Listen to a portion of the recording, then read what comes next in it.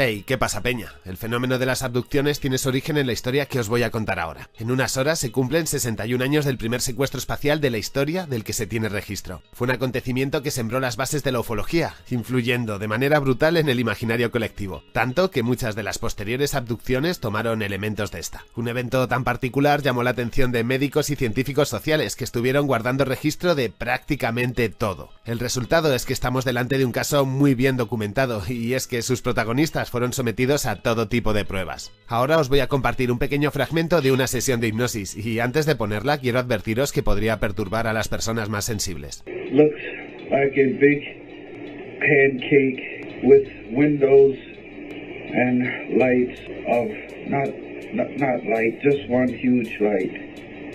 I say, my God, no. I have to shake my head. I gotta get away. Oh, Faye! You gotta get away, Faye! All right, calm down. I'm driving.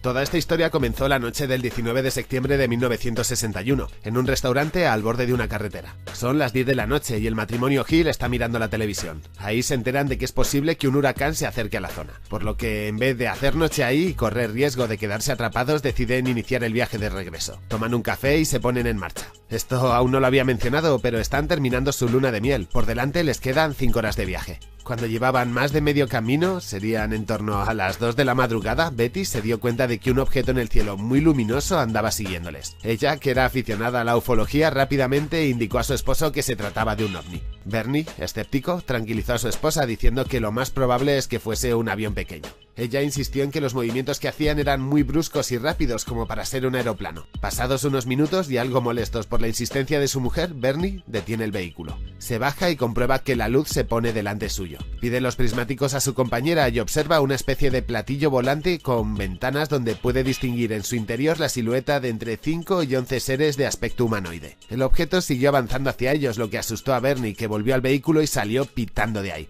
Él siguió advirtiendo que el objeto no había desaparecido, sino que sentía que lo estaban siguiendo. Según ellos, la nave se puso a ambos lados de su coche hasta que, de nuevo, el conductor siente la necesidad de parar y comprobar otra vez si le habían jugado una mala pasada a su vista. Antes de que llegue a bajar del vehículo, ve unos extraños seres vestidos de negro, cabezones y con los ojos saltones. Queda paralizado por el miedo. Después de eso, no recuerda bien. Presiente que fue arrastrado hasta una nave donde unos seres estuvieron haciéndole pruebas médicas. Betty no se comportó de una manera tan dócil y sumisa. Ella se enfrentó a los seres, generó resistencia y forcejeó con uno. Eso hizo que su ropa se rasgase. Una vez en la nave, los separaron, poniéndolos en distintas salas. A ella le hicieron un análisis más exhaustivo. Le clavaron una larga aguja en su vientre que le causó un dolor indescriptible y estuvieron recogiendo muestras suyas de sudor, piel, cabello y sangre. Sobre la pareja os puedo contar unos pocos datos. Los dos ya habían tenido un matrimonio anterior. Él, de 45 años, trabajaba como funcionario público del servicio de correos y era un veterano de la guerra aficionado a la aviación militar. Ella, trabajadora social, estaba interesada en el tema ovni. Tenía 2 hijos de un matrimonio anterior y estaba muy implicada con tareas de ayuda a la comunidad. Por cierto, sufrió este incidente con 42 años. El matrimonio tenía una particularidad. Era una unión interracial en un momento en el que los Estados Unidos no estaban socialmente demasiado preparados para eso. Tras el contacto sufrieron amnesia, es decir, a la vuelta no notaron nada. Habían olvidado la experiencia. Simplemente sintieron que el viaje duró un par de horas más de la cuenta. Sus recuerdos se habían borrado. Pasado un tiempo, Betty empezó a recordar. En unas versiones recupera la memoria a los 10 días, en otras pasado un mes. A partir de cualquiera de esas fechas empezó a tener sueños recurrentes con imágenes de ella en una mesa de operaciones tumbada mientras unos seres extraños exploraban su cuerpo. Pero no será hasta que comience con las sesiones de hipnosis que recordará detalles más específicos, como que uno de esos seres le clavó una jeringuilla en el estómago. Os comparto el audio. I asked the leader, I said, why did they stick the needle in my navel? And he said it was a pregnancy test. And I said, well, I don't know what they expected, but that was no pregnancy test here. Al menos resulta inquietante, eso sí, no me quiero adelantar aún al momento en el que se realizan estas grabaciones. Tenía la sensación de haber estado siendo escoltada en contra de su voluntad por alguien y a la fuerza. Además, recordaba una extraña mesa de operaciones. Como el sueño se repetía cada noche, acabó inquietándose y fue a comprobar si era cierto que la ropa que usó en el viaje de vuelta estaba rota. Para su sorpresa, así era. Eso hizo sonar su alarma. Fue donde su marido y le contó lo que la estaba pasando. Bernie, no sé si por su gestión o porque despertó su subconsciente, también empezó a experimentar sueños similares. Él, al igual que su compañera, notó algo extraño en su ropa. La puntera de sus zapatos estaba destrozada. Para este fue mucho más agresivo recuperar el recuerdo del trauma. La incertidumbre de tener una laguna mental, de no saber qué había pasado, le estaba trastocando psicológicamente. Desarrolló úlceras sangrantes en el duodeno, perdió el apetito, el sueño y finalmente tuvo que abandonar su trabajo. Aparte, tanta tensión empezó a afectar a la convivencia, volviéndose ambos más irritables. Y eso no era lo único, había algo que aumentaba aún más sus sospechas. Sus relojes se detuvieron a la misma hora, el coche tenía puntos negros sobre la pintura, como si hubiese sufrido la radiación, y cuando apuntabas al vehículo con una brújula, esta se volvía loca. Tuvieron que pasar casi 3 años para que se decidiesen a ir delante de un profesional y exponerle su caso. Ellos habían pactado antes no contárselo a nadie, aunque por declaraciones posteriores que he escuchado de la sobrina de Becky, esta se lo contó a su hermana, teniendo la certeza además de que algo raro había pasado, probablemente que había sido contactada. Vamos, que ella lo tenía claro desde el principio. Como los problemas físicos y psicológicos aumentaban dentro del matrimonio, los Hill decidieron buscar ayuda médica. Su médico de familia les aconsejó un especialista, ya que posiblemente se tratara del primer caso del mundo de amnesia colectiva. Así llegaron hasta Benjamin Simon, un prestigioso psiquiatra y neurólogo afincado en Boston. El tipo era reconocido por ser uno de los primeros doctores en implantar la técnica de la regresión hipnótica. Esta es una técnica de alteración de la conciencia que pretende conseguir que una persona recuerde experiencias vividas en el pasado o incluso en otras vidas, así, a lo loco, certificando que existe la reencarnación. Esta pseudociencia pretendía obtener resultados conociendo de una manera más directa y precisa los traumas del paciente, haciéndoselo recordar, claro. Como os podéis imaginar, quisieron probar con este revolucionario método y es así como llegamos al audio del principio de este vídeo. La regresión hipnótica a la que se sometieron se prolongó en numerosas sesiones que duraron 6 meses. En ellas se consiguió un montón de información aparte de las grabaciones. Realizaron bocetos de la nave, de los extraterrestres e incluso Betty dibujó un mapa que había visto en una de las paredes. En las sesiones, Bernie descubrió que las marcas en sus zapatos se debieron a que fue arrastrado por los aliens en el bosque y a través de una rampa que les llevaba a la nave. Aparte de lo que se cuenta, las sesiones son impactantes porque son muy emocionales. Hay episodios de ira, de miedo, momentos de llanto, bueno, ya habéis escuchado algo. Al psiquiatra le llamó la atención que el relato de los dos se pareciese tanto, aunque el de Betty fue mucho más detallado. Ella guardaba el recuerdo de hasta cómo le habían quitado la ropa.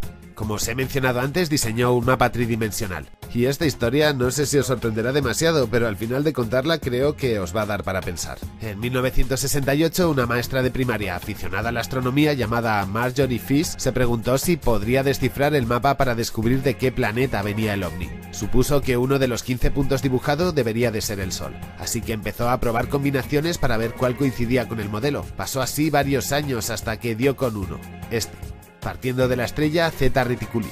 Gracias a eso, los puntos random que había dibujado Betty ahora son estrellas que coinciden con la distribución del dibujo. Los resultados fueron ofrecidos a la revista Astronomy, que no lo vio demasiado claro. Aún así, los publicó y abrió por primera vez en su historia la opción de comentar y hacer debate. Esa es una buena demostración de una ciencia tolerante. En esa polémica se metió Carl Sagan, que criticó el modelo del mapa, aludiendo que si le das el tiempo suficiente es capaz de encontrar entre un montón de datos aleatorios 15 puntos en el universo que sirvan para crear un patrón como el que ofrece Marjorie Fish. Y dicho y hecho, en 2003 unos astrónomos fueron capaces de encajar ese mismo modelo en el propio sistema solar e incluso hacer que el patrón funcione más ajustado. Todo esto y muchas más cosas es lo que se cuenta en la película El Incidente UFO, que es lo que estamos usando como hilo conductor a través del cual explicamos esta historia. Ahí se puede ver la recreación de las sesiones de hipnosis. Es una cinta muy interesante para los amantes de la psiquiatría, ya que se puede ver ahí de primera mano cómo fueron las técnicas que se usaron. Además, trata el tema desde un punto de vista científico, buscando una explicación razonable. Y hablando sobre explicaciones razonables, ahora viene la mejor parte, las posibles teorías de lo que ha pasado aquí. La primera es confiar en su versión, como la gente del pueblo, que les pusieron una placa conmemorativa por ser los primeros abducidos del mundo. Que igual en el pueblo tampoco se lo creen, pero al final es un buen reclamo turístico. Dicen que los marcianos son verdes por el color del dinero. Dejando de lado esa opción, los investigadores han planteado distintas hipótesis. Que todo fue fruto de un delirio producido por ser una pareja interracial en los años 60. Justamente en 1962, en la Universidad de Mississippi hubo unos disturbios muy serios porque se inscribió en el curso un alumno negro. Desde el punto de vista de algún que otro psicoanalista, pudo ser una manera de sacar a la superficie la presión de ser mirados con ojos inquisitoriales por sus vecinos. Según este pensamiento, todo este cuento pudo servir para que la comunidad los aprobase más allá de su color y también para ser el centro de atención. Ellos rechazaron esa hipótesis, indicando que no sentían esa presión por parte de sus vecinos. En esa misma dinámica de buscar explicación en sus problemas, otros especialistas mencionaron que lo hicieron para llenar el vacío de no tener hijos, pero es que ambos ya tenían descendencia de sus anteriores matrimonios. Hay otra posibilidad que además es la más aceptada. Todo es fruto de una obsesión producida por los medios de comunicación y la cultura audiovisual. Películas, series, ya sabéis. ¿Recordáis el audio donde la pinchaban? Es posible que esa idea la sacase de la película Invasores de Marte del año 1953, donde aparece también una mujer secuestrada por aliens que la dejan en una camilla donde, oh sorpresa, la someten a una prueba con jeringuilla. Es más, en esa misma peli hay otra escena muy similar a la que relata de cómo fue llevada a la nave, entre empujones y con mucha resistencia. Incluso el vestido de la actriz, si os fijáis ahora, se rasga a la misma altura que el de Betty Hill. Y ya que estoy con Invasores de Marte, merece una mención especial a los felices 50, época en la que robabas un arma de destrucción masiva a una raza extraterrestre y decides que un niño debe de probarla. Por otro lado, días antes de que se registrase este suceso, se estrenó en la televisión un episodio de Más allá del límite, donde aparecía un alien muy similar al que describían.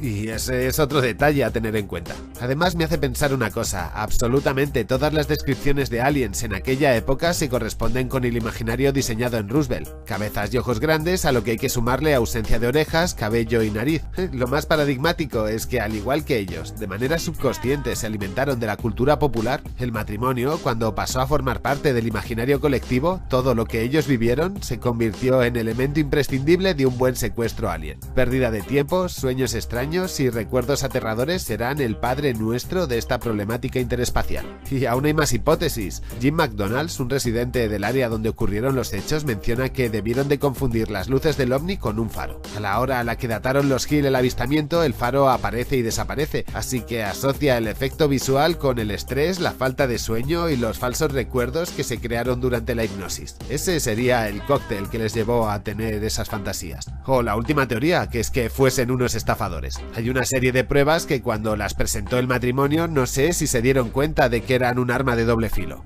Con esto me refiero al vestido. En teoría, los aliens rasgaron la ropa para hacer sus exploraciones, es decir, todas las opciones que acabo de mencionar hace un momento se desmoronan si aparece una prueba falsa creada por ellos. Si todo es fruto de su imaginación, por la presión social o por la obsesión con la ciencia ficción o por lo que sea, ¿cómo es que aparece una prueba que sea física? La paranoia colectiva no deja esos rastros.